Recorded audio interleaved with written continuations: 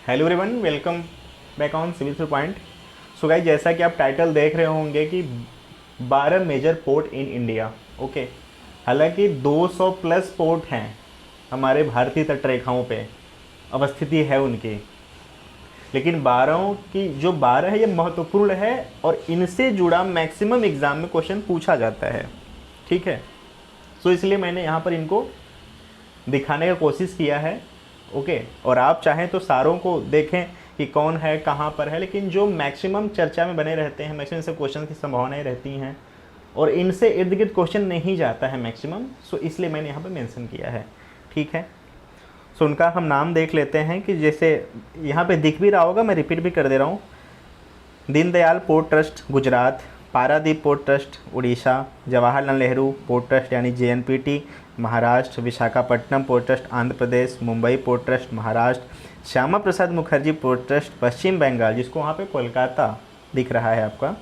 ठीक है, दोनों है तो मैंने कोलकाता लिख दिया ताकि आपको समझने में ज़्यादा आसानी हो।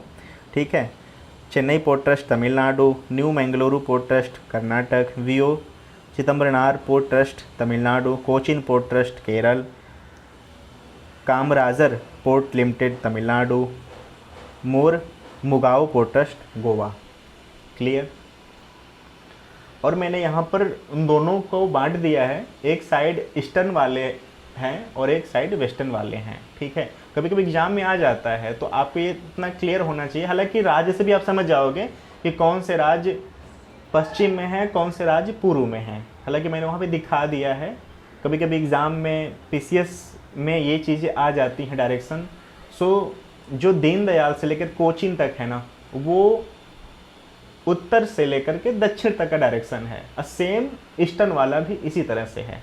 ठीक है, कुछ पोर्ट को पाकर कुछ नई चीज़ें की गई हैं, सो कि मैं वहाँ पे मेंशन किया हूँ। बाकी जो रिलेवेंट चीज़ें हैं उसको हम ऑडिबल फॉर्म में डिस्कस करेंगे। सो यहाँ पे जो मेंशन उसको मैं पहले दिखा दे रहा हूँ कि जहाज रानी मंत्रालय का नाम परिवर्तन कर दिया गया है। अब उसका नाम हो गया है बंदरगाह, नौहन और जलमार्ग मंत्रालय। नेक्स्ट पॉइंट है इस पर, भारत की तटरेखा 7500, हालांकि कहीं पे 12 कहीं पे 17 है, तो मुझे यहाँ पे 17 मिला, सो मैं 17 लिख दिया हूँ कि 7517 किमी से अधिक लंबी है, जो 200 बंदरगाहों की अवस्थिति इस पे है तटरेखा पे। ठीक है, पूर्वी एशिया, अमेरिका, यूरोप, अफ्रीका के बीच चलने वाली अधिकांश मालवाहक जहाज भारतीय जल क्षेत्र से होकर गुजरते हैं। ठीक है, भारत बायोमेट्रिक सिफरर आइडेंटिटी डॉक्यूमेंट यानी VSID जारी करने वाला दुनिया का पहला देश बन गया है। यानी जो नौवाहक होते हैं ना, उनके फेस का रीडिंग बायोमेट्रिक पास की जारी करने वाला भारत वर्ल्ड का पहला कंट्री बन चुका है। सो गाइज, ये तो रहे सारे करेंट।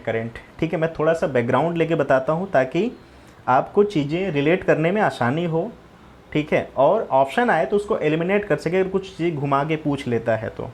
ठीक है, सो भारत में बंदरगाह देश के अंतर्राष्ट्रीय व्यापार की मात्रा का लगभग 95% संभालते हैं और उसका प्रबंधन करते हैं। व्यापार गतिविधियों में वृद्धि और बंदरगाह की बुनियादी ढांचे में निजी भागीदारी भारत में बंदरगाह बुनियादी ढांचे को गतिविधियों को और बढ़ावा देने के लिए बाध्य है।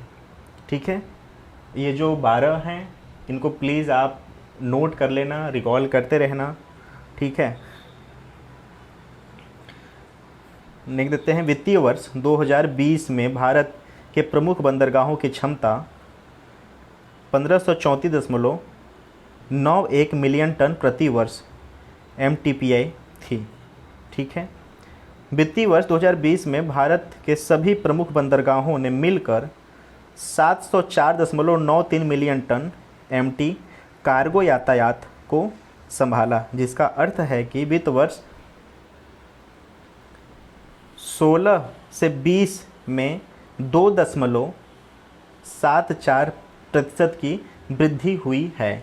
सो ये लाइन इम्पॉर्टेंट है, आप प्लीज़ इसको नोट कर सकते हैं। UPSC में तो नहीं बट PCS में ये क्वेश्चंस आ सकते हैं और ऐसे क्वेश्चन आए हैं। ठीक है, कि पर्टिकुलर मंत्रालय से पर्टिकुलर सब्जेक्ट पे क्वेश्चन पूछ लेते हैं। ठीक है, केंद्रीय बजट 2020-21 में जो जहाज रानी मंत्रालय है, यानी अब जो हो गया है बंदरगाह, नौहन और जलमार्ग मंत्रालय, कुल आवंटन रुपया 1702.35 करोड़, ठीक है, यानी डॉलर में अगर इसको बात करें 233.48 मिलियन डॉलर किया गया है। क्लियर। और गाइज वहाँ पर बायोमेट्रिक वाली चीज़ें मैंने मेंशन की है, सो प्लीज़ ये इम्पॉर्टेंट है, मस्ट इम्पॉर्टेंट है, ठीक है। कई सारे कंट्रियों का नाम दे देगा जो चर्चा में कंट्री हैं, और एक साइड दे देगा कि VSID कौन जारी किया है, कौन देश अपनाया है, तो वहाँ पे कन्फ्यूज़न ना हो, मैंने वहाँ पे मेंशन किया है, सो प्लीज़ उसको ध्यान देना।